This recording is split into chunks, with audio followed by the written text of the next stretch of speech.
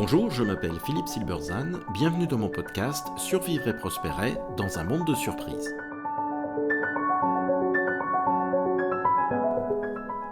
L'épisode d'aujourd'hui, IA et productivité, la grande leçon de l'industrie textile. Les progrès très rapides de l'intelligence artificielle devraient, logiquement, entraîner des gains de productivité significatifs. Pourtant, ce n'est pas toujours le cas. Pourquoi ? Parce que la technologie, à elle seule, ne suffit pas. Il n'existe pas de relation directe et linéaire entre utilisation de la technologie et gain de performance. Celle-ci peut même, dans certains cas, nuire à la productivité. Tout dépend de la manière dont elle est intégrée et utilisée. Pour mieux comprendre cet enjeu de l'IA, il est utile de revenir sur un exemple éclairant, celui de l'introduction de métiers à tisser mécaniques au XIXe siècle. En 1842, les dirigeants des usines textiles de Lowell, dans le Massachusetts, pensaient avoir trouvé une solution miracle. Leurs ouvriers utilisaient chacun 2 métiers à tisser mécaniques. L'usine décida d'acquérir de nouvelles machines plus performantes. Le raisonnement était simple, en confiant à chaque ouvrier un 3e métier à tisser, la production augmenterait de moitié. Pourtant, ça n'a pas fonctionné. Et la raison pour laquelle ça n'a pas fonctionné nous permet de comprendre ce qui se passe aujourd'hui avec l'intelligence artificielle. Dans son étude du cas, l'économiste James Besson, spécialiste de l'impact des nouvelles technologies sur le monde du travail, montre qu'avec le métier à tisser mécanique, le véritable travail de l'ouvrier ne consistait plus à tisser, mais à surveiller le tissage. Il inspectait le tissu à mesure qu'il sortait de la machine, à la recherche de fils cassés et de défauts, intervenant avant qu'un petit défaut ne ruine tout un rouleau de tissu. Lorsque les dirigeants ont ajouté un 3e métier à tisser, ils n'ont pas augmenté la quantité de tissage qu'un humain pouvait effectuer. Ils ont augmenté la quantité de vérification nécessaire. Et cela dépassait ce qu'un ouvrier pouvait gérer de manière fiable. Ce n'étaient donc pas les machines qui étaient le goulet d'étranglement, c'était la capacité des humains à les surveiller.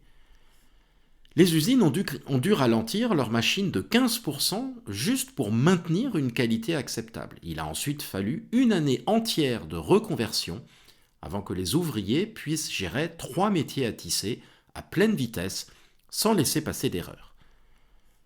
Besson observe qu'une fois le métier à tisser mécanique mis en place, 62% des gains de productivité qui ont suivi n'étaient pas dus à la performance des machines, mais à la meilleure formation des ouvriers, capables d'en surveiller un plus grand nombre.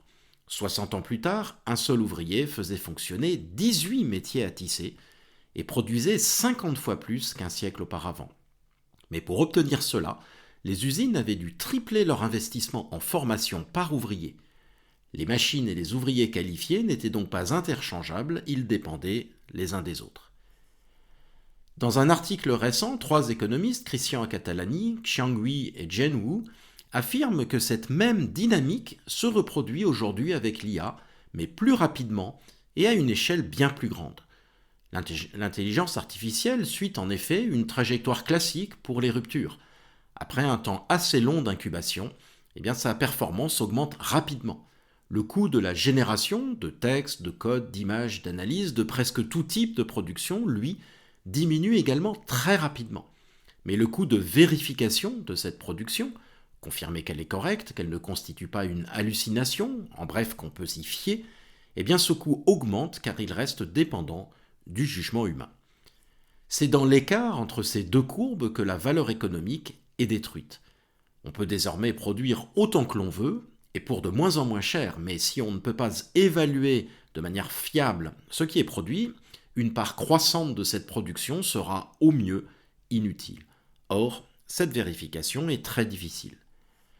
Alors la réponse naturelle à ce problème consisterait à utiliser l'IA pour contrôler l'IA. Mais selon Catalini, Hui et Wu, c'est très risqué. Les systèmes d'IA entraînés sur des données similaires partagent les mêmes angles morts. Ils connaissent des erreurs similaires en toute confiance. Le fait qu'un modèle en vérifie un autre n'offre donc pas une supervision indépendante. C'est plutôt un jeu de miroir qui peut donner l'impression d'un accord tout en répétant les mêmes erreurs. Ça revient à faire surveiller le bar par ses clients. La vérification doit donc être faite par des humains et la complexité de celle-ci nécessite qu'ils soient bien formés pour cela.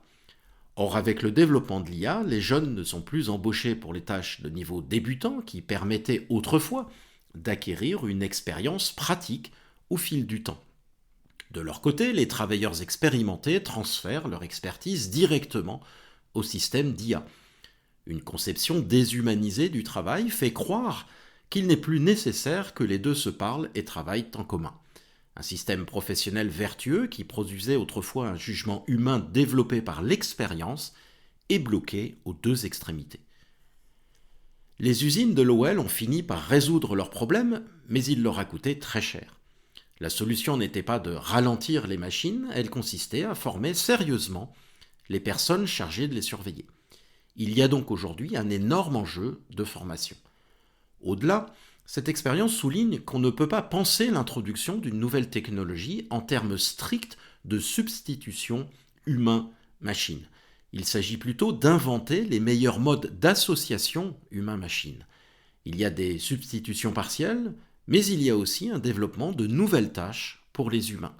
L'exemple de Lowell montre qu'il y a là rien de nouveau et que ce défi existe pour toute nouvelle technologie.